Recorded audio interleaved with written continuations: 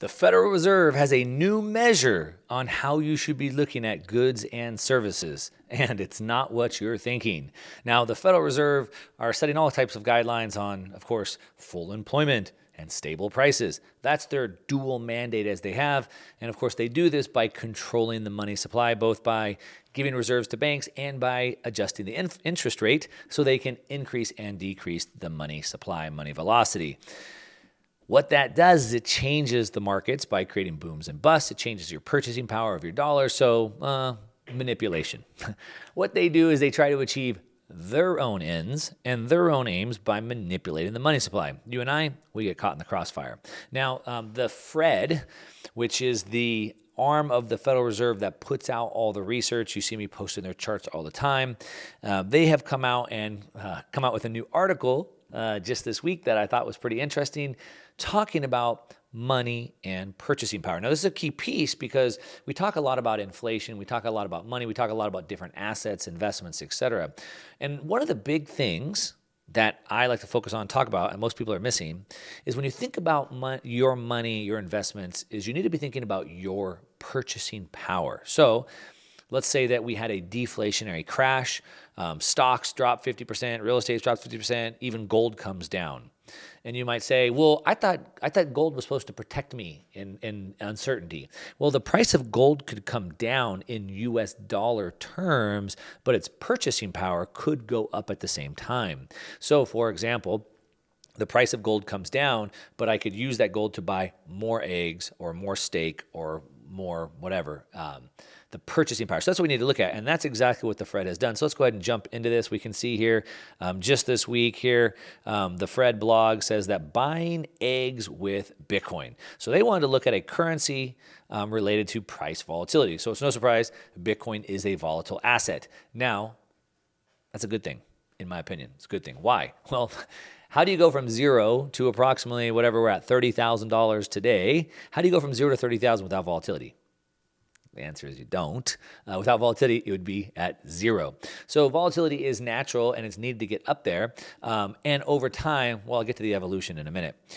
Because of that, because of the volatility that Bitcoin has, a lot of people say that it can't be a good currency, and that's exactly what the point that Fred is trying to make here. The average price of eggs, grade A, large, cost per dozen in U.S. cities. So we can see that the cost of eggs has been going up. So let's go ahead and take a look at this chart that they've put together here. Now, what we can see is this chart. It says, so the length of each bar represents the full price. Merely glancing at the heights of the bars shows us the price fluctuates over time with a low of $1.47 and the high of $2.52 in April. Okay, so it's ranging about $1, from $1.50 to $2.50. Now, that's a lot. That's a big increase. From $1.50 to $2.50. It's a big increase in dollars. It's a crazy amount of inflation. Now, they're saying, but it's not as bad as it could have been if it was in Bitcoin. So let's take a look at that. So it says here, no play on words, I guess. The Fred blog team hatched the idea, of asking another question. What would the graph look like if we purchased the same carton of eggs with Bitcoins instead of US dollars? So let's pretend that I take all my dollars, I convert them all into Bitcoin, I live on a true Bitcoin standard today, and I had to buy my groceries over time. What would happen if I had to buy this carton of eggs? So what we did is we multiplied the price by 100 million to express it in so-called Satoshis, which is the smallest subunit of Bitcoin. So if you don't know, a dollar is divisible into 100 cents.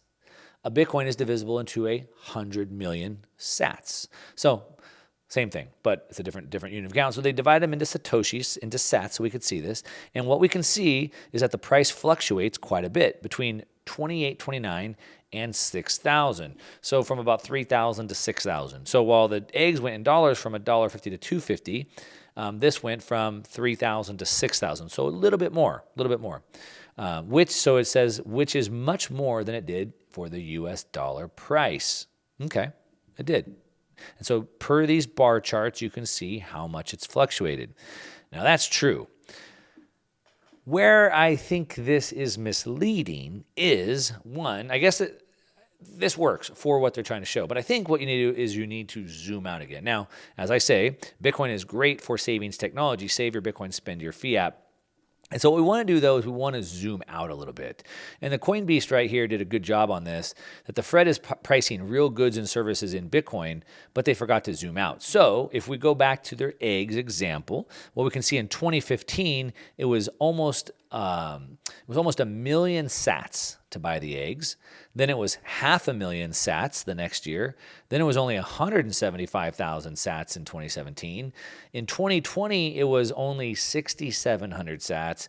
And this year, or last year, 2021, it was 1,800 sats. So it went from almost a million to 1,800. So it's gotten way cheaper if you look at it year over year over year over year. The problem is that when you zoom in on any particular time frame, you can get a different point of view. So what this shows us is that Bitcoin has been a great store of value if you look at it over the long term. If you're looking at for a very short term, it can be a little volatile. Here's another good thing to look at. So look at this chart right here, this website, pricedinbitcoin21.com. And what we can see here is this, the green line right here is the house prices going back to 2012. And we can see the price of a new house has been going up, the green line.